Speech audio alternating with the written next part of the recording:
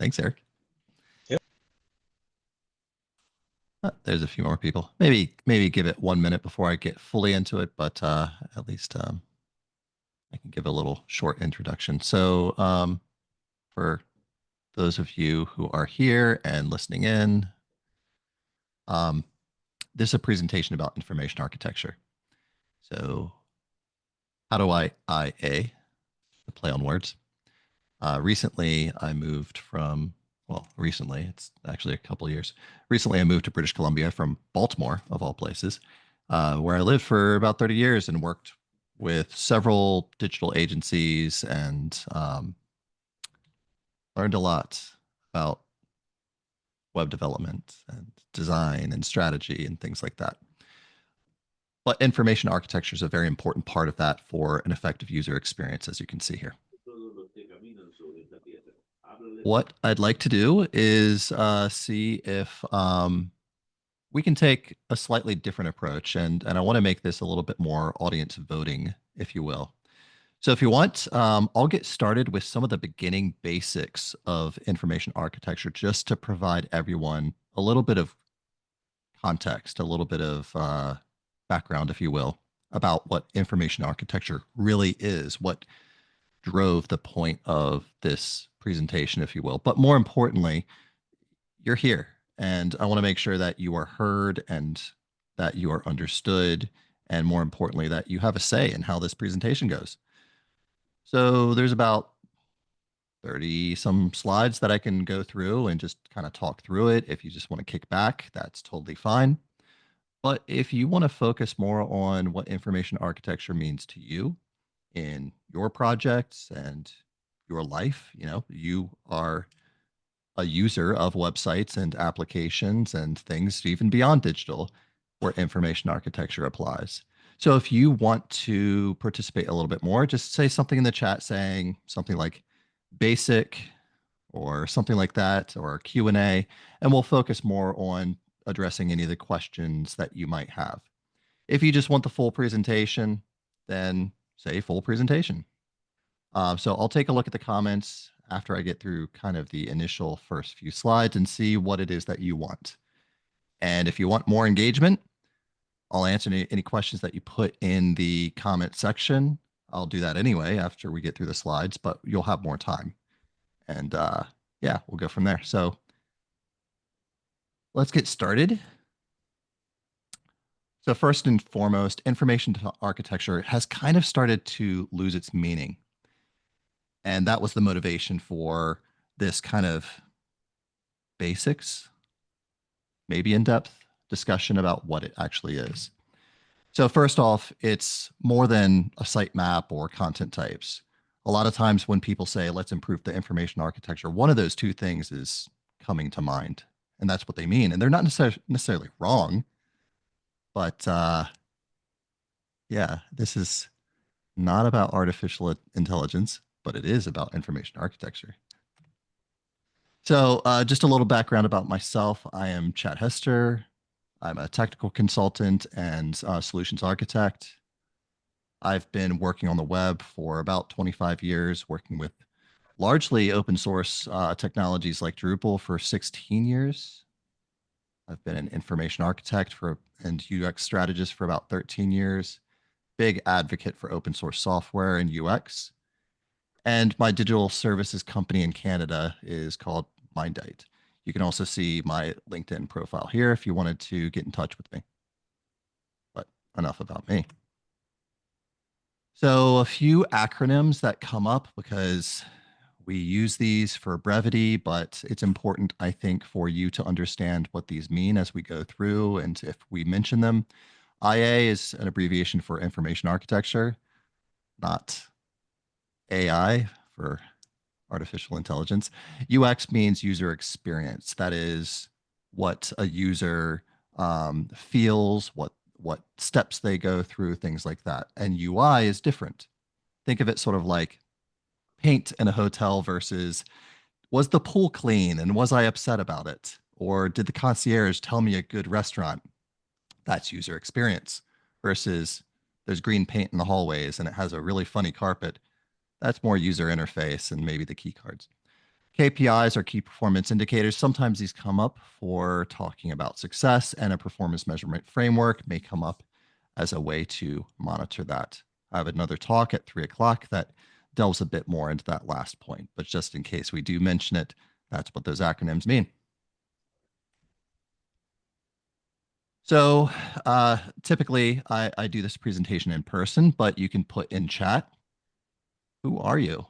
What sort of role do you have? Are you a business owner, sales and marketing, development, designer, web manager, digital strategist, UX researcher, QA tester, or something else? And I recognize this is um, educational institution that's hosting us now. So if you're a teacher or a student or other faculty, yeah, who are you? What is your focus? I think it's good for me to understand my audience because I really want to make sure that I'm meeting you where you are. Good user experience, if you will.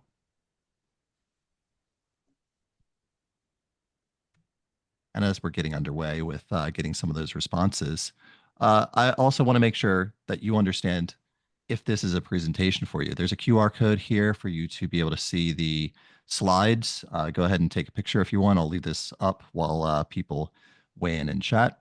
But we really want to address what is information architecture, how does information architecture impact user experience and design as a whole, and how do you, if you are responsible for these sort of things, create an effective information architecture or improve one that already exists. So it's not meant to be comprehensive or reductive, of the effort involved.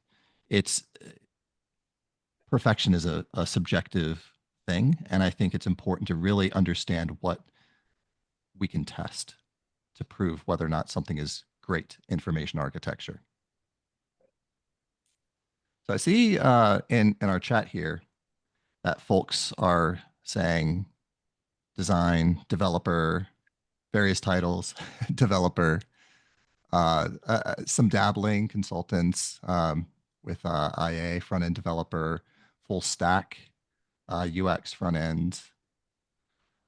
So I see that being a little bit of technical, a little bit of design focus, but I imagine that many of you have a lot of empathy for your users. And when I say users, I don't just mean the end user of a website, someone that reads a blog post, but also people who manage a website. They are users too.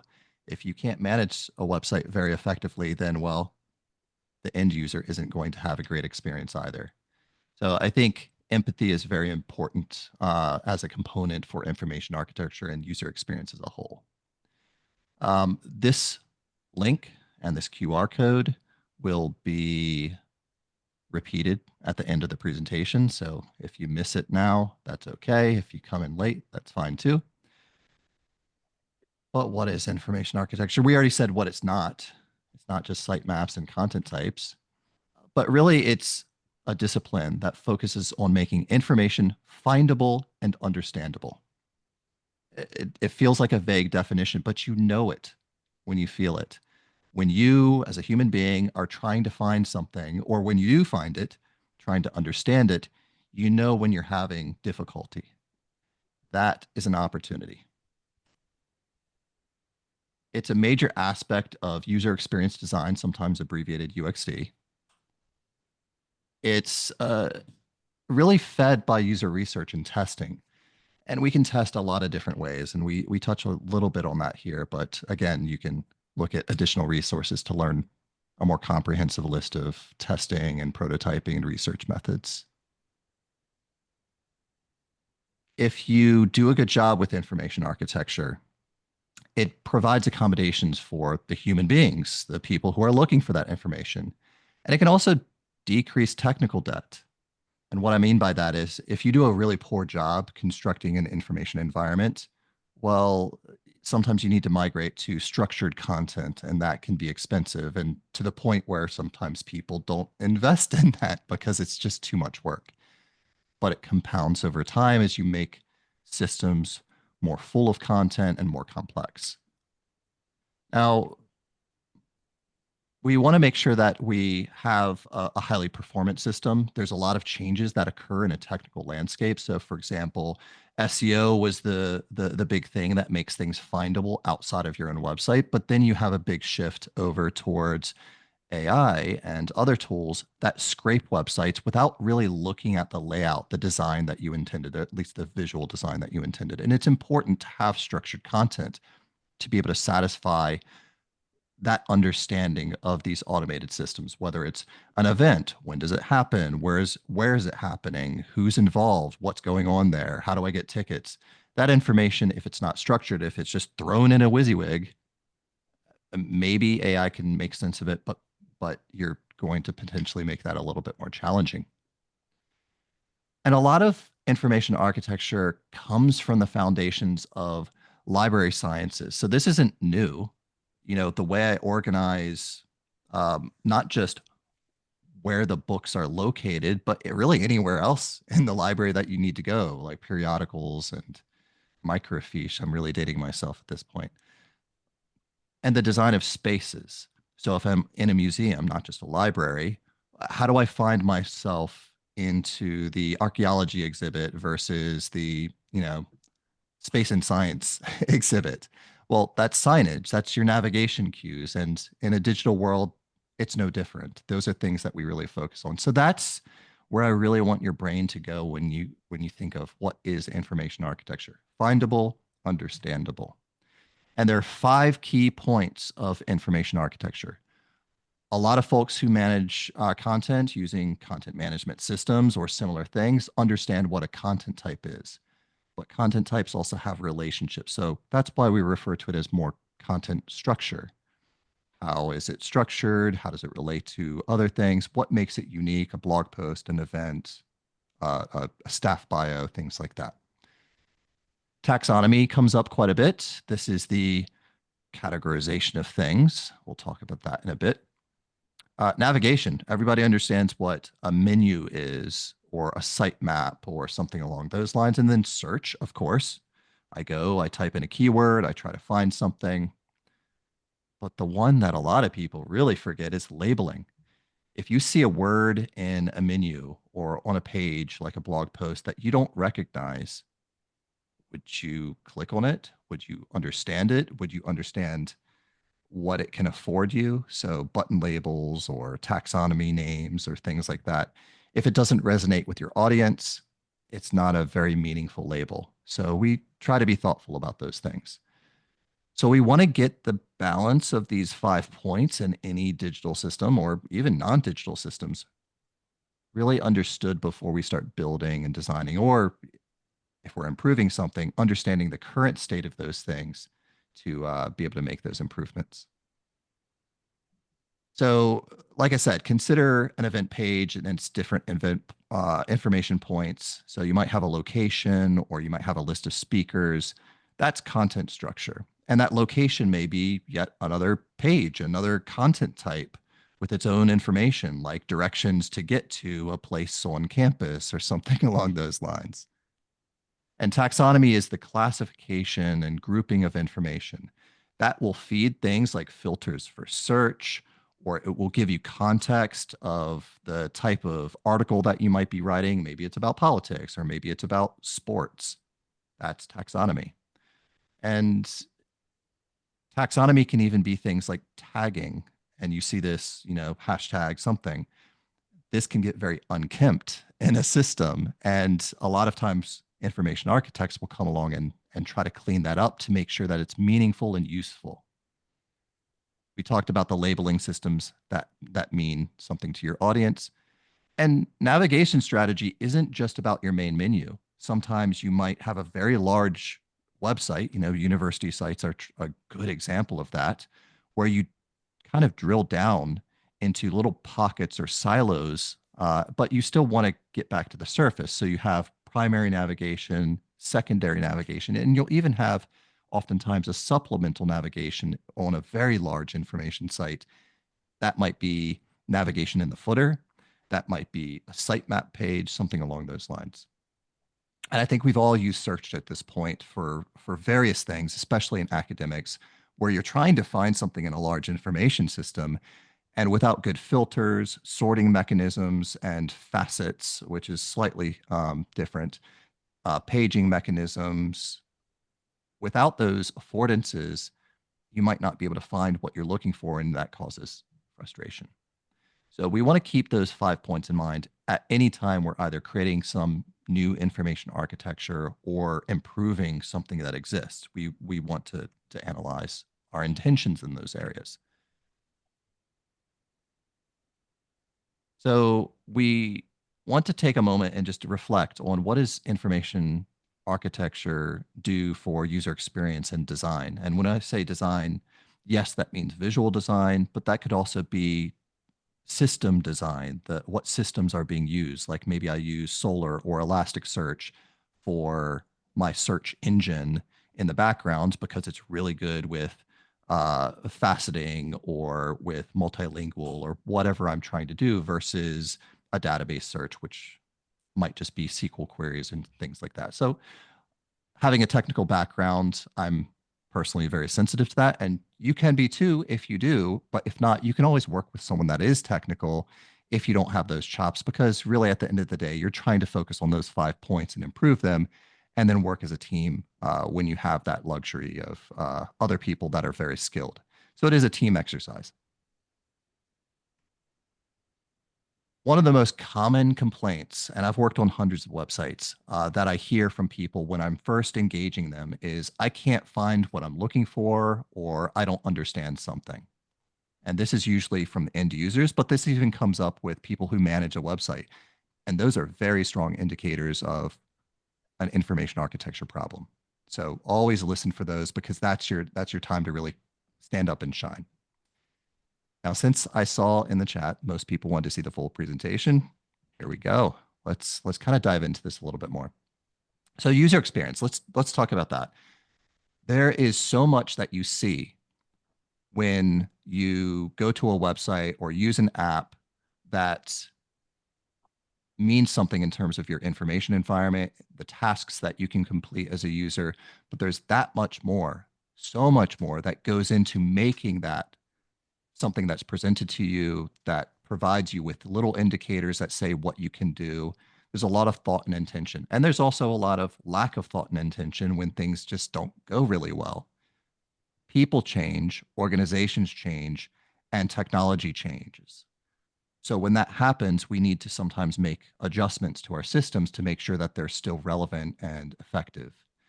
Now, you'll see this word effective come up a lot. Effective is a testable thing. Is it working? So I want to really make sure that we're holding ourselves accountable, that it's not just ego-driven design, but rather that it's user-driven design. It's important to include example users, test small, even if it's just a sketch. I'm going to present to you something. Does this make sense? Okay, let's go to the next step. Does this make sense?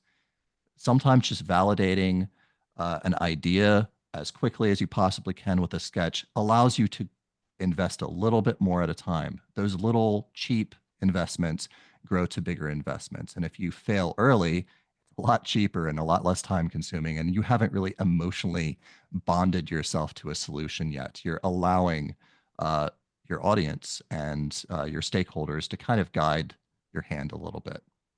Can't do it on your own. You have to really work as a team.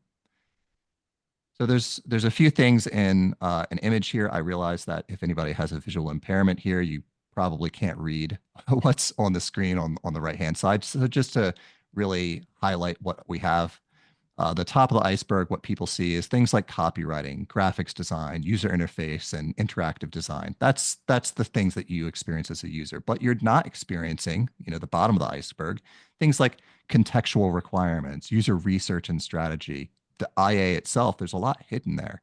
Content strategy, what's my voice and tone across pages and across channels, the behavioral sciences, computer science, engineering, accessibility, marketing, all of those things and more are kind of out of sight for user experience.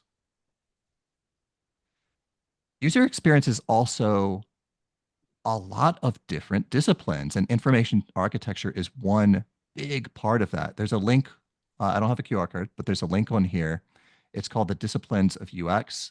So it's basically it's a very complicated Venn diagram where user experience designs this darker circle in the middle, and it contains things like information architecture and communication design and interaction design.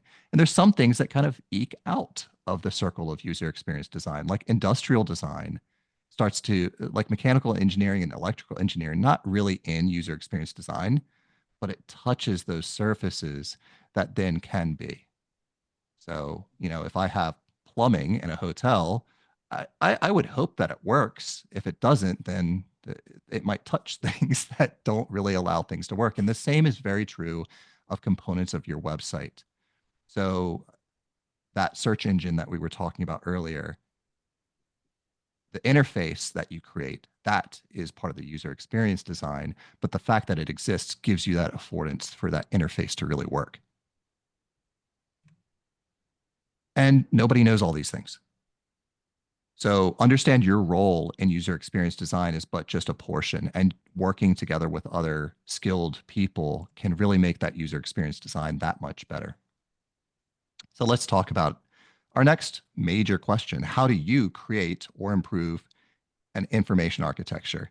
And this isn't just meant to throw you off guard and say, well, maybe I'm just a developer. I defer to the designer. They're responsible. Or maybe there's a business analyst, or maybe there's a dedicated UX person.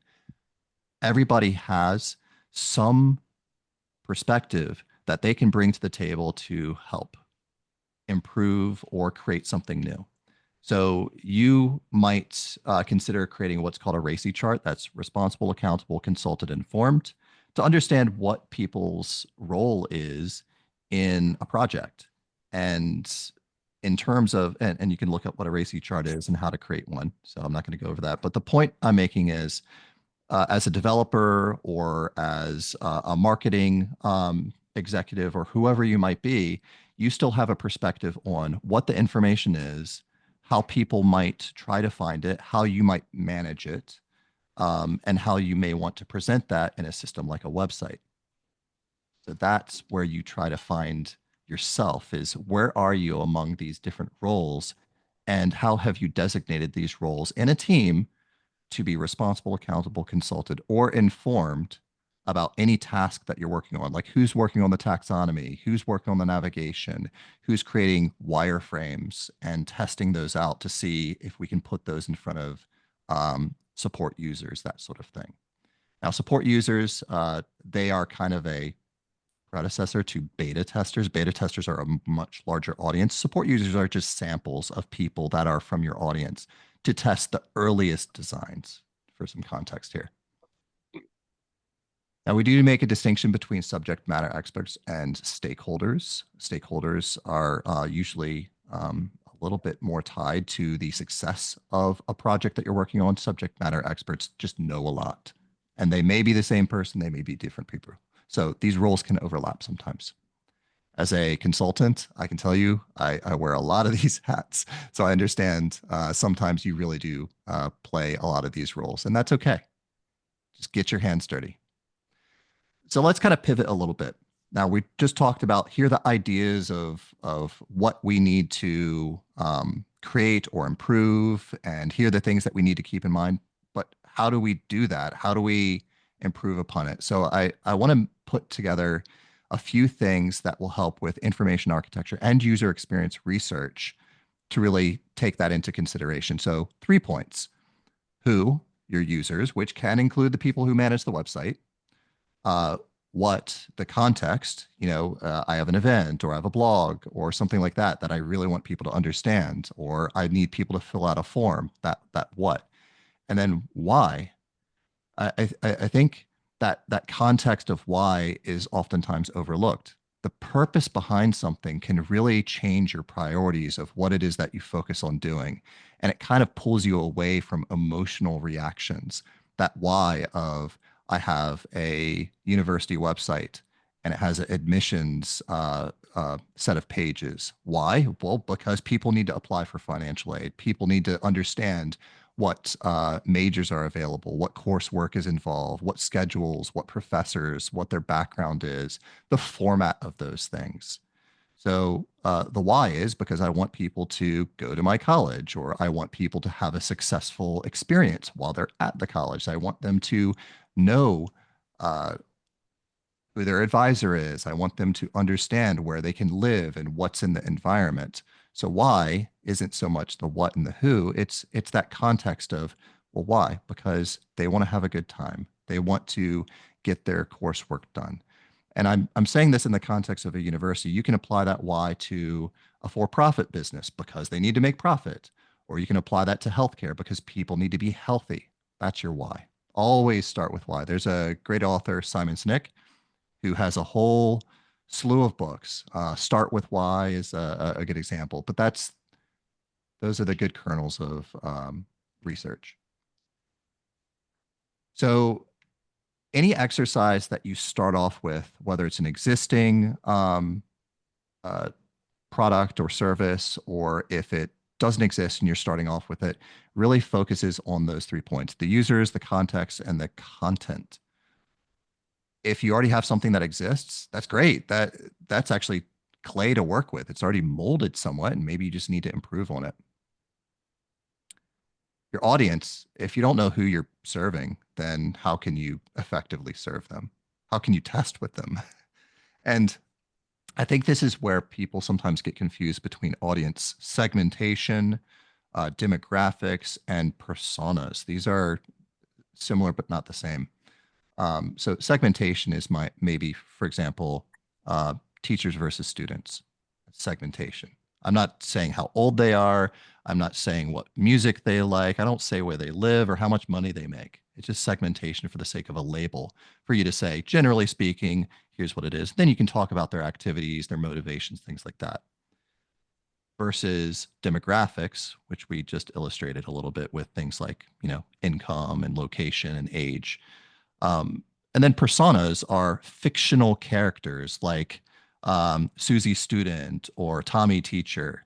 These are things that we use in design to try to role play, if you will, method act, if you will. And we will pack all of that information in there and give them a false story and motivations, and then take them through tasks to see, are there issues with that specific type of user. And you can go into audience segments, sub segments, different demographics to really explore your audience deeply.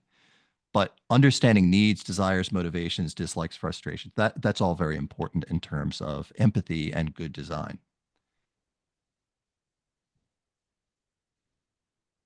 So we want that IA and UX research to influence what we produce. So one is, let's ask some good questions. Let's talk to people. Let's understand what stakeholders and subject matter experts have to say about their knowledge of this. What does their audience say once we identify who that is? But then we want to say, here's our plan. So a sitemap, content types with fields and relationships. So that's the ideal, is we go from research to definition and some sort of schematic, if you will. So identify those valuable questions. There can be a ton of questions, but some are more important than others. Get everybody together and just really figure out, what do we want to ask? What do we need to learn?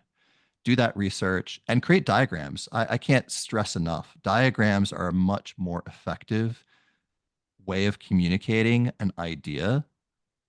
Of course, they can be used to manipulate people through bending data to your will and only illustrating things, but try to be honest about what you understand, and that visual can really make a big difference, and have that aha, that eureka moment of, oh, that's what you mean. There's this idea of, we might all be saying shape. Yes, we're saying shape, and that's our language that we're using. And I can't tell you how many times, if I'm working with a stakeholder in one industry and web developers that aren't in that industry, we're using terminology that isn't aligned. So sometimes diagrams kind of unearth those differences and kind of meet in the middle. We have to meet people where they are. So try to use that in any reporting, not just text, especially when you're making a website, but also when you're helping research and design one. Depending on your role, somebody typically facilitates workshops, exercises, meetings, things like that. Know who that person is, because being a good facilitator is really going to make or break the progress that you can have, as opposed to lots of infighting, poor communication. So finding a good facilitator and learning how to facilitate if you don't yourself can be really effective, especially if you're not the one facilitating, understanding the role that that is and how you can be a good participant. And document your progress. We all need to be accountable and show something for our work routinely, regularly, and then build something. Don't wait for perfect. Just build something small, a prototype, something quick, just to see is this heading in the right direction. If you can afford to define things like key performance indicators and put that into some sort of a routine monitoring performance measurement framework, that's great because then you can, again, hold yourself honest for the progress that you're making. And then you test it, you learn from the results of that test, and then you repeat. It's referred to sometimes as the build, measure, learn cycle, if you will. Presentation at 3 o'clock is going to cover that in a little bit more depth. But let's look at some examples for research and constructing information architecture. Watching our time, got about a little less than 15 minutes left. So your users, you know who they are and what they want. And if you don't, maybe do some cohort analysis, do some user surveys, interview them. So these are the exercises to think of. And this isn't comprehensive. This is just to kind of whet your palate a little bit in terms of here's things to think about. There's a lot of guidance. There's a good group called Nielsen Norman Group. They have certifications for user experience. But even if you aren't interested in doing that, they are a wealth of information. In fact, Don Norman has probably the best design book every person, even adjacent to design, should read. It's called The Design of Everyday Things. It's whimsical, it's wonderfully written. And if you're like me and a bit neurospicy, like audiobooks, he actually narrates the book. It's wonderful. So do yourself a favor. It's a wonderful thing and really should be a part of any design curriculum. But not just your audience, the what in terms of your website. Is it effective? So do some data analysis. Sometimes you have analytics.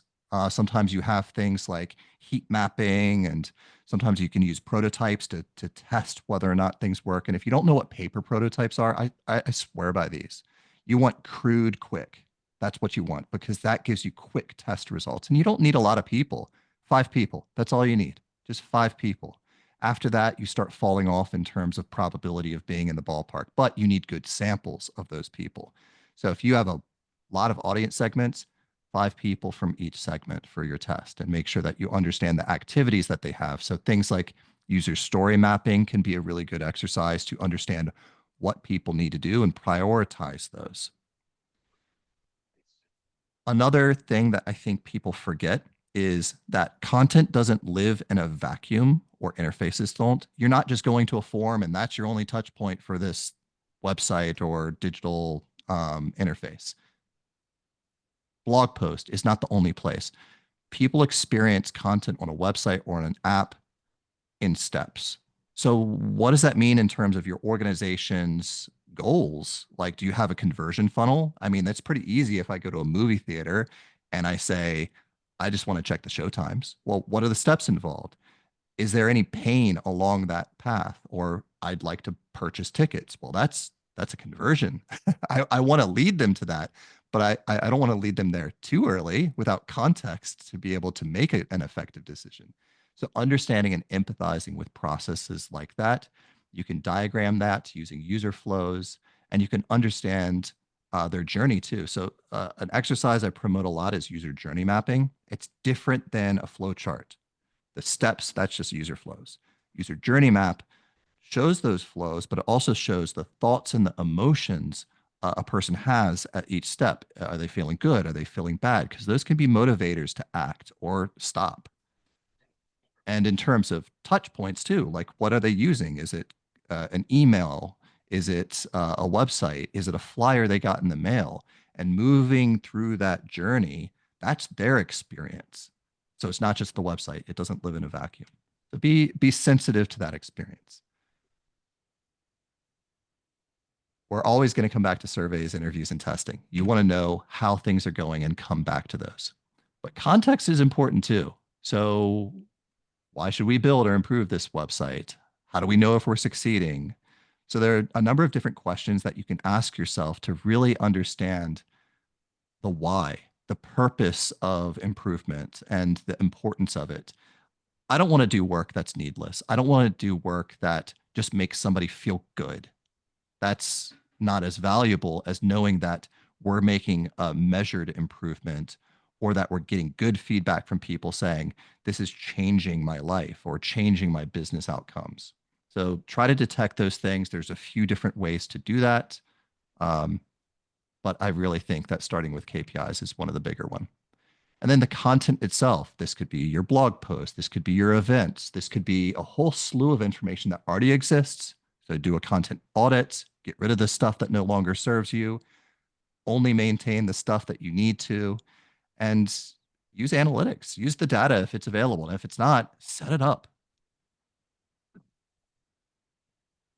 So you're seeing some patterns here in terms of the types of work that we can do to not just do the research, but also produce some sort of definition of what good IA is. So once you have your base understanding and once you kind of evaluate those different 5 points, if you will. Research and institutional effectiveness. Sorry? No, split those up. No, split those up. I'm sorry. I missed something that somebody was saying. You're okay. It was the microphone wasn't muted. Okay. All right. Sorry about that. Um, so really, you want to apply what you've learned, that is the research that you've done on your users, your content, your purpose, and apply that to those 5 IA points: the content structure, taxonomy, navigation, search, and labeling. And it takes massaging. We're all responsible for testing things. I might have a great idea, but I will say this till I'm blue in the face. That build it and they will come. That is false. That is what created things like the dot-com bubble burst and other things like that. People trying to be clever and speculating about what can come, and a lot of those things fail. I'm not saying that you don't have a good idea, but be responsible and test it and understand your audience. Lead with empathy, not just ego. Try to enter that build, measure, learn loop and don't stop learning. So with that in mind, the things that you want to produce to define your information architecture um, really is things like content types, their fields, their relationships. And you can do that through different artifacts like the diagrams or a content strategy guide or priority guides. You can look it up. There was something in a list apart that had a good guidance for that. It's basically deliberately a mobile layout to show all the fields and their priority. This is the most important information, followed by the next, etc. Wireframes, mockups, prototypes. There's also something that I often use that I call an IA specification spreadsheet. It's basically just putting all the fields and their details in a spreadsheet. So that way developers have kind of a checklist and QA testers understand whether or not it was implemented well. And I might be able to show that if there's time left. Taxonomy, you a lot of times have a lot of vocabularies. Like I might have an event type, maybe it's a webinar, maybe it's a meetup, maybe it's a conference, and then I might have things like a blog category, so sports, politics, things like that. These aren't the same groups. And there are exercises that you can do to detect what you should have. So card sorting exercises are common, open or closed, depending on the vocabulary, whether it exists. Getting the labels right too can really be a big factor. And then you put that into an inventory what those things are. So again, you have a specification document for implementation, or at least capture what exists for the sake of further improvement. Again, wireframes, mockups, they all have a role in terms of these points and represented that way. Labeling, the words you use, the words you choose. Sometimes that's a vernacular that exists within an industry. Sometimes it's much more broadly. I'll always profess, plain language. That is something that we really need to take into account. Just because you're writing at a 5th grade level isn't demeaning to your audience. It's opening it up for universal design to include everyone. Sometimes you're just busy and you're skimming and your thought really isn't there. You want to make it really understandable. Navigation, you need diagrams. Tree testing can really help to determine whether or not your navigation is effective. You give somebody a task, You ask them to go through the steps to see if they can find it through navigation. It either works or it doesn't. And we've all, I'm sure, seen, and if you haven't, you can look it up. Sitemap diagrams, really, really good to at least see the whole tree, because you don't want to overwhelm people. Decision fatigue, that sort of thing, is a very real problem. If I'm presenting you with, it's called Miller's Law. It's the magic rule of 7 plus or minus 2. If I show you too many choices, then it takes you longer to make a decision. So kind of breaking that up and letting people drill down is the real strategy here. Search, can't underscore this enough. And search also needs to consider not just what you're doing local to your application or whatnot, but also how it impacts things like SEO and now AEO. There should really be a strategy to make things findable, because navigation sometimes isn't good enough.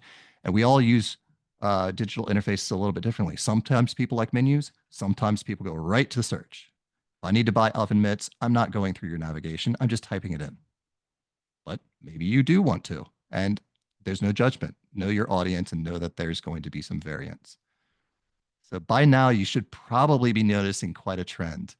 Research and artifacts, they overlap many of those IA points. They define quite a bit, but you always want to ask questions and test.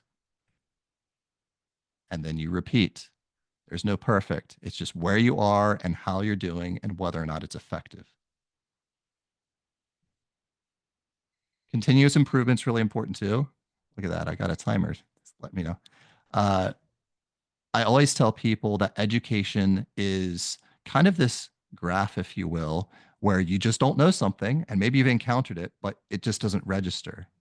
But then it does. Maybe you do become acquainted with something. And after you become acquainted with something, you might take a concerted interest and study it. But study is not enough. Practice is essential. So that's when you become experienced. And with enough study and practice, you can master something. So information architecture is no different. What you do on a project, you could be the lead on a project, and it's because you've put in the time and you really understand your audience and the needs.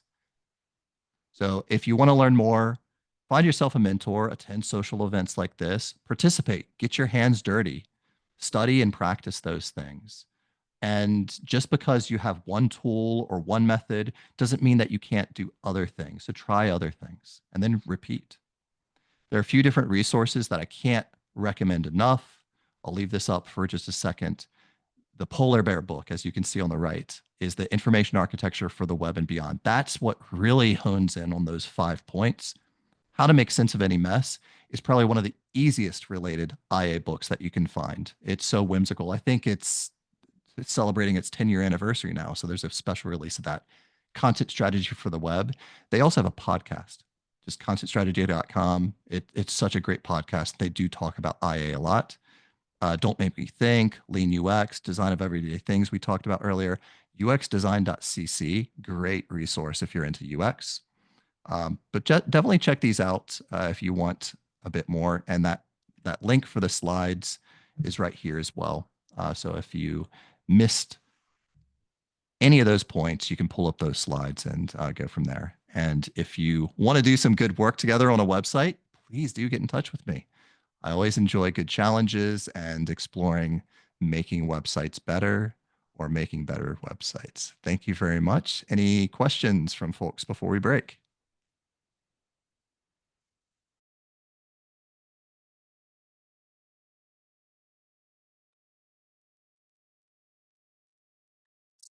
Have any ongoing sources of information that you follow, podcasts or video series or newsletters, blogs, things like that? Yeah. Well, like I said, the Content Strategy podcast from Christina Halverson is a really excellent source. She does talk to a lot of people in the UX and IA space. Um, I am subscribed to almost every social media channel to Nielsen Norman Group. Mm. Just they have so much good content. They have YouTube videos. They have blog posts. It's just an extension of good practice, really. They do have their own conference and their own certification. So once somebody gets to that skill level, that's really nice. But yeah, there's a few good podcasts that cover that space, but those are the ones that I really watch. And since I'm in Drupal, I also subscribe a lot to the Drupal podcasts like Talking Drupal, Drupal Easy, the Lullabot podcast. They're really good.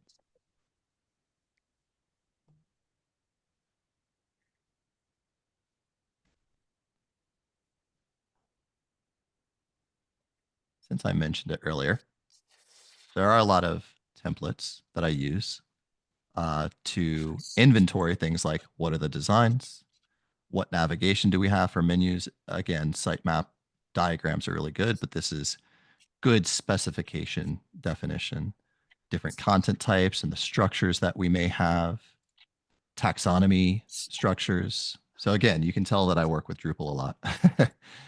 Sometimes we use paragraphs. They used to be like field collections before, block types, different page components, especially on landing pages that you might have. Media types are common. Even user profiles, a lot of times, don't get enough attention and definition. Sometimes we refer to permissions and how those work when we're talking about workflows and admin user experience. I've done a lot of these things over the years. This is one that's meant a little bit to be more automatically pulled into something like Drupal or WordPress by a script. I also have one that's a bit more specific to navigation. So really, if we're building complex things, it takes a lot of time to come up with good definitions. And these tend to be a little bit of battlegrounds if we start here. So we don't want to start here. We want to use workshops and exercises. If we're in person, we'll use whiteboards and post-it notes and things like that. I also took that book, How to Make Sense of Any Mess, and I made myself a workbook just to kind of go through things, ask questions in particular, stuff like that. So I couldn't stress enough. These are good books to read, and they can prompt you to really do some kind of preparation for both research and definition. So since we're at time, thank you so much for joining. Were there any wrap-up things that we need to do here, Eric? No, I think I'll if we are done, I'll stop the recording.